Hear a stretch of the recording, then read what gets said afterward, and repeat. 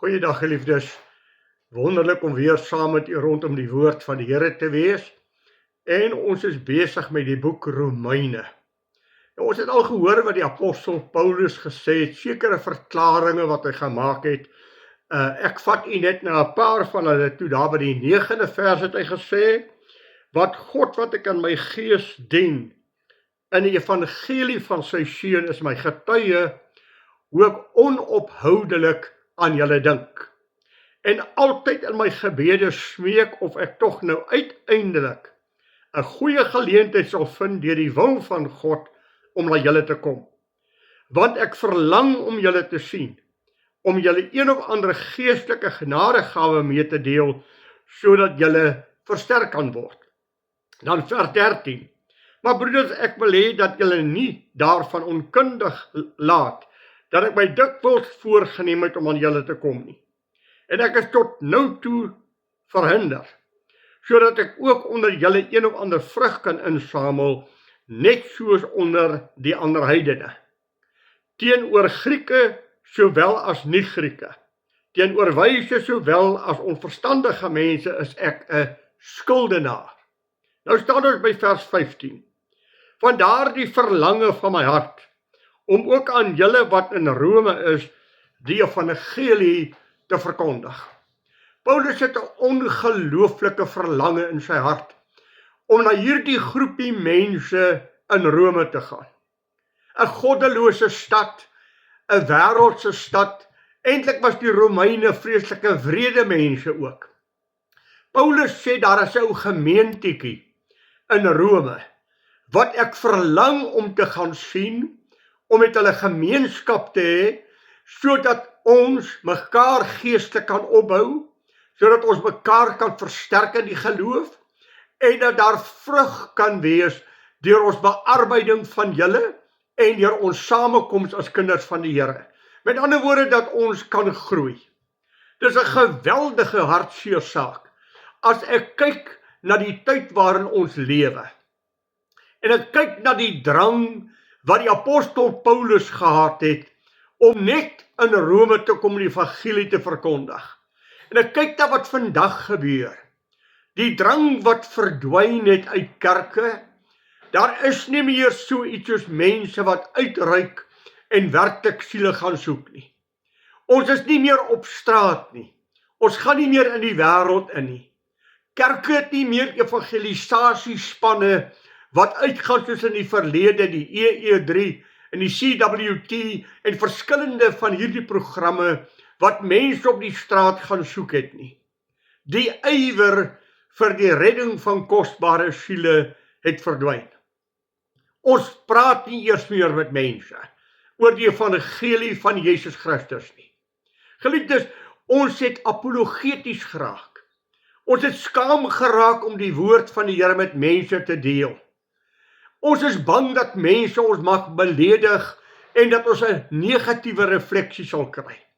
En ek het baie keer gewonder, terwyl ek voorberei het, of Lukas 9 vers 26 nie ook van u en my van toepassing is nie.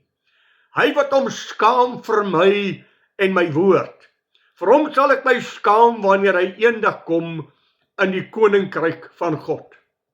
Ek praat met u oor daardie 16 van vers, van daardie verlange van my kant, om aan julle wat in Rome is, die evangelie te kom verkondig.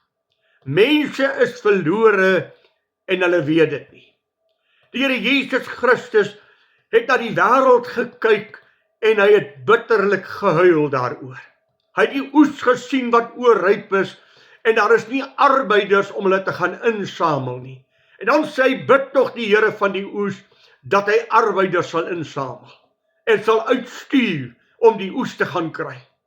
Geliefdes, as ek dink aan die einde van 'n mens wat Jesus Christus nie ken nie, dan gryp dit my aan die siel, maar ons vergeet so dikwels daarvan, dat hierdie buurman van my, of hierdie man met wie ek saamwerk, wat ek baie duidelik sien, wat nie 'n verhouding met God het nie, as hy sterwe hy ewige verderf, weg van die aangesig van God. Dit laat my dink aan die verhaaltjie wat ek al dikwels vertel het, Vandaar die doodveroordeelde wat in die bewaarplek is, hy gaan môre tereggestel word, en die kapelaan gaan sien hom die laaste keer. Bied aan hom die evangelie aan. Vertel vir hom van die reddende genade van God, en vertel vir hom wat beteken dit om sonder God te sterwe, die hel. Hierdie ter dood veroordeelde het die kapelaan in die oog gekyk en gesê, Dominee, as ek moet glo wat jy glo oor die hel, sal ek Engeland op gebreekte glas op my knieë oorkruip om mense te waarsku. Wat 'n aangrypende gedeelte vir jou en my. Ja, ek moet self myself die vraag afgevra het die ywer vir siele nie ook in my hart al bietjie getaam nie? Het ek werklik nog 'n ywer vir mense om by die Here uit te kom? Of het ek gemaksugtig geraak?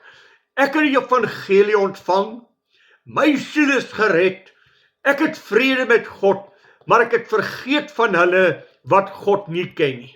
Vergeet van hulle wat verlore is. O geliefde, ek dink aan tye daar in Kempton Park gemeente, waar ons elke donderdag aand 11 uur uitgegaan en na Hielbrau en tot 6 uur in die oggend straatwerk gedoen het. Stikkende mense wat op die strate is. Verlore mense wat op die strate is tussen 11 en 6 in die oggend. En ons het die evangelie in hulle gaan bedien week na week na week. Mense is stikkend en hulle soek 'n oplossing. Ek en jy het die oplossing, maar ons moet dit vir hulle aanbied. Ek dink aan 'n ou vroukie wat daar op die straat sit. Ellendig, en daar word op my hart gelê om net met haar te praat. Ek gaan sit op daardie vuil sypaadjie en ek deel die evangelie met haar. Haar antwoord aan my is, ag meneer, daar is niemand wat in my belangstel nie. Daar is niemand wat my liefhet nie. Ek moes vir haar sê, daar is iemand wat jou ongelooflik liefhet. Daar is iemand wat jou so lief gehad het, dat hy sy lewe vir jou gegee het, dat jy nie verlore hoef te gaan nie, maar dat jy die ewige lewe kan beerwe. En ek het die voorreg om haar daar op 'n vuil vlak in die straat, na die Here Jesus toe te lei, en sy stap daar weg as 'n veranderde mens. Ek en jy moet onsself die vraag vra, sien ons nog mense as verlore mense, as mense wat ewiglik sonder God en sonder mens is? En dan moet ons vra volgens Galasiërs 1 vers 12, raak dit julle nog? Sien julle nog stikkende mense raak? Of het ons drang vir die redding van mense totaal verloor? Ag, as ek dink om net 'n ou traktaatjie te gee aan die petroljoggie, net vir iemand by die toonbank waar hy iets gekoop het, iets te los wat hulle kan lees. Gaan om 'n bed te gaan koop en die vroukie sê, hierdie bed sal jy ewiglik lekker op slaap. Mevroukie, kan ek vir jou iets aanbied waarop jy ewiglik tot in die ewigheid in rus kan slaap? In 'n verhouding met Jesus Christus. Jy sal vanaand kan huis toe gaan met vrede in jou hart, met rus in jou hart, met verlossingskennis, dat jy Jesus Christus leer ken het. Kry net 'n aanknopingspunt en praat. Die groot vraag wat gevra word, is Jesaja 6. Wie sal vir ons gaan? Wie sal die evangelie gaan verkondig? Waarop Jesaja antwoord, ek sal gaan, o Here. Dis die vraag wat ek en jy moet antwoord. As ons praat oor die redding van mense, wie moet die evangelie aan hulle verkondig? Moet ons nie maar elkeen by onsself begin om te sê, Here, dit is my verantwoordelikheid ten eerste. En dis elke kind van God se verantwoordelikheid waar hy beweeg. Jy beweeg op plekke waar ek nooit sal kom nie. Ek beweeg op plekke waar jy nie sal kom nie. En elkeen van ons het die roeping van God om siele te bearbeid. God het ons siele nie gered om ons net uit die hel te verlos nie. Hy het ons siele gered omdat hy getuies wil wees. Hy sê vir sy 12 disipeltjies, gaan wag in Jerusalem totdat julle met krag uit die hoogte vervul is. Dan sal julle my getuies wees in Jerusalem, Judea, Samaria en tot aan die uiterstes van die wêreld. Sy laaste woorde aan hulle is: gaan die hele wêreld in, gaan verkondig die evangelie, gaan maak disippels. Vat hierdie disippels en doop hulle en leer hulle om alles te onderhou wat ek julle beveel het. Ons moet aan mense die genade van God kom verkondig. Ons moet bid vir die kerk dat hulle weer die ware, suiwer, reddende genade evangelie verkondig, dat mense weer bewus kan word dat hulle verlore is. Geliefdes, die apostel Paulus het 'n geweldige uitspraak gemaak in Filippense 2. Iets wat my aan die hart gryp, vers 20. Want ek het niemand van dieselfde gesindheid, wat julle belange opreg sal behartig nie. Want hulle soek almal hulle eie belange, nie die van Christus nie. Is ek en u nog gefokus op die werk van God? Is ek en u nog gefokus op die roeping van God in u en my lewe, om vir mense te vertel dat hulle Jesus Christus nodig het as saligmaker en dat Jesus die enigste is wat hulle siele kan red? Hoe gaan ek en jy ooit voor God staan? So daardie halleluja lied sê, moet ek gaan met leë hande, moet ek so my God ontmoet, nie een siel gelei na Jesus, niks te offer aan sy voet. Ons moet die evangelie verkondig. Dis wat Paulus sê, ek wil die evangelie aan julle verkondig. Wat is die evangelie, geliefde? Romeine 3 vers 9 en 10. Die evangelie sê, daar is niemand regverdig nie, selfs nie een nie. Daar is niemand wat op hierdie aarde gebore word as 'n kind van God nie.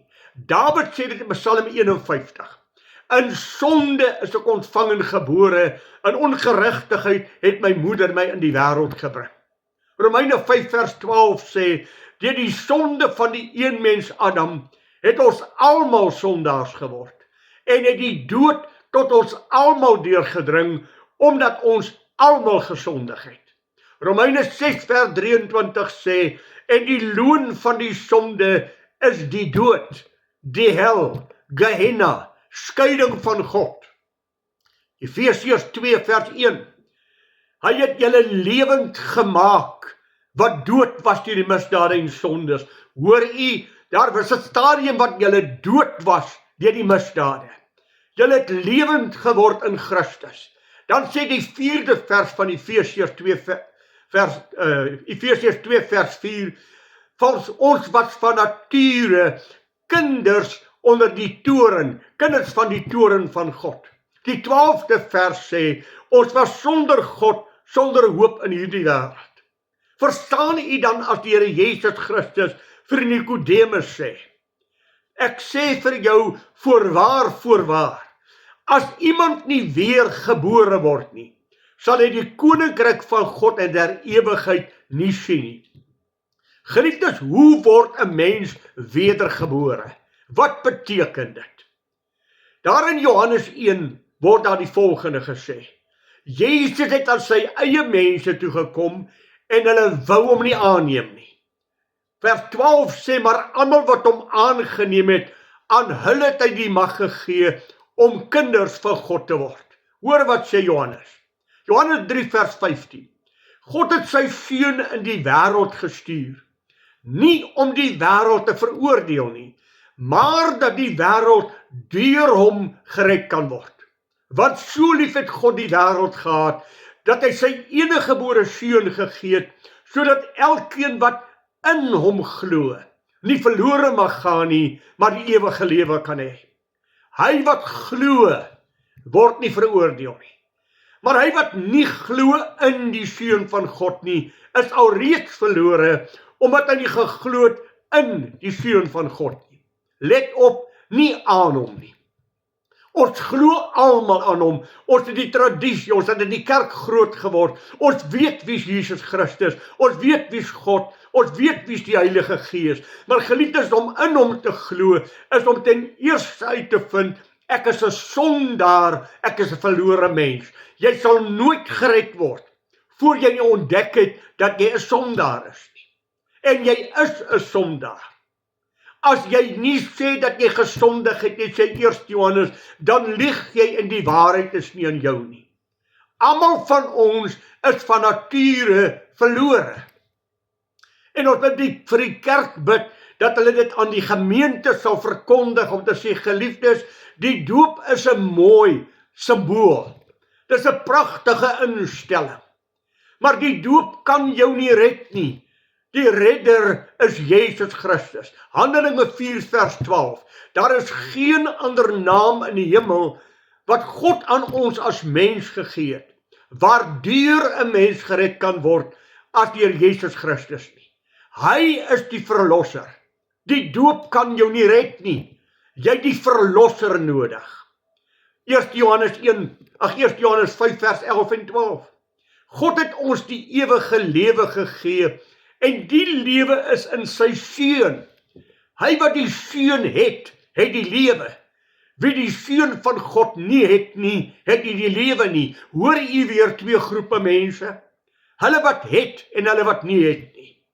Wat het die Here Jesus vir die kerk van sy tyd gesê? Hy het vir die kerk van sy tyd gesê, julle is wit gepleisterde grafte.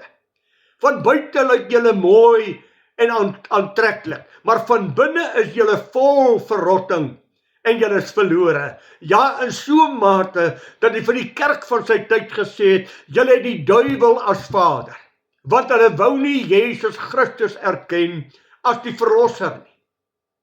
Ek wonder of ek vir u kan vra, of ek en u Jesus Christus as verlosser en saligmaker leer ken het, want hy sê self in Johannes 14 vers 6, ek is die weg en die waarheid en die lewe.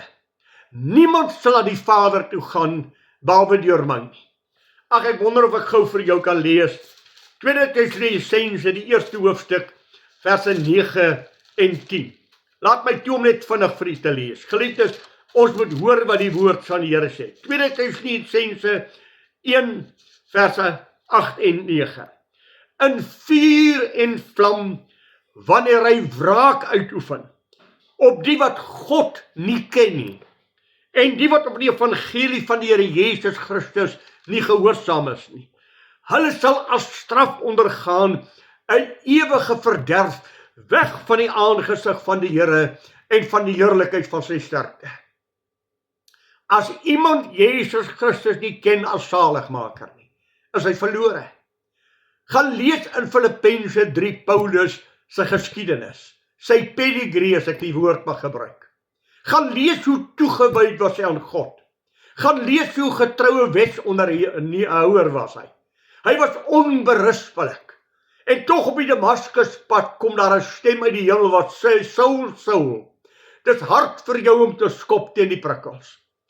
Wie is u Here wat met my praat? Ek is Jesus wat jy nie ken nie. En dan sê Paulus, al hierdie kerkrites wat ek gehad het, al hierdie kerkordes wat ek gehad het, hierdie ongelooflike mooi etiese en morele lewe wat ek gehad het, 'n voorganger in die kerk, was drek. Dit was mensgemaakte goed. Nou het ek Jesus Christus as saligmaker leer ken, en ek wil hom alleen ken. Ek wil met hom wandel. Ek wil aan hom gelykvormig word. Daar moet 'n oomblik in jou lewe aanbreek dat jy Jesus ontvang het. Geliefdes, wie is verbondskinders? Galasiërs 3 vers 29 spel dit eksplisiet. Almal wat aan Christus behoort, is die nageslag van Abraham. En kom ek sê dit weer vir u, die doop kan jou nie red nie. Die doop is nie jou saligmaker nie. Kyk tog net na die wêreld rondom jou en kyk logies daarna, hoeveel miljoene mense is gedoop, maar hulle lewe goddeloos. Gaan hulle hemel toe? Nee, want die verlosser se naam is Jesus. Dis mos wat gesê is vir Maria. Jy gaan die maagd gaan 'n seun baar, en julle moet hom Jesus noem. Dit is hy wat sy volk van hulle sonde sal verlos. Sal ons nie maar net weer vir die kerk bid nie, dat hulle weer die ware evangelie verkondig, dat mense hulle verlore toestand sal ontdek en hulle tot God sal bekeer. Kom ek en jy stree in die bresse. Kom ons bid dat die kerk weer vir mense sal sê, onthou om kerklidmaat te wees beteken nie redding nie. Om kerklidmaat te beteken nie dat jy in die koninkryk van God opgeneem word nie. Jy moet 'n verhouding met Jesus Christus hê. En jy kan alleen 'n verhouding met God hê as jy 'n verhouding met sy seun het. Want Jesus Christus is die weg na God. Hy is die saligmaker, die enigste saligmaker. Ons kan hom nie verplaas met 'n mooi lewe nie. Ons kan hom nie verplaas met die doop nie. Ons kan hom nie verplaas met enige iets nie. As jy hom ken, ken jy die lewe. Daarom sê 2 Korintiërs 5 vers 17. As iemand in Christus is hy 'n nuwe skepsel. Die ou dinge het verby gegaan, kyk, alles het nuut geword. Stry saam met my vir die evangelie. Stry daarvoor dat ons die waarheid weer in die wêreld sal indra. Ons het Jesus as verlosser nodig. Iemand het met jou die evangelie gedeel. Gaan deel dit met iemand anders. Sien die stikkende mens om jou. Gaan daar waar God jou stuur. En gaan vertel net wat het in jou lewe gebeur. Jy hoef nie slim te wees nie. Jy hoef nie 'n leer klomp Bybeltekste te vertel nie. Gaan vertel net wat ek was. Ek het Jesus ontmoet en wat is ek nou? Dood eenvoudig. Wat ek was, ek het Jesus ontmoet en wat is ek nou? Daardie dag toe ek bewus geword het van my sonde voor God bely het, en die vreugde van die Heilige Gees wat in my gekom het, en die getuienis van God in my hart waargemaak het. Mag die Here vir u seën, mag hy my seën, mag ons werklik betrokke raak, en weer 'n ywer vir siele hê. Die Here seën vir u so ryklik, totdat ons weer saam met mekaar gaan gesels. Goeiedag vir u, en die Here se rykste seën bid ek u toe.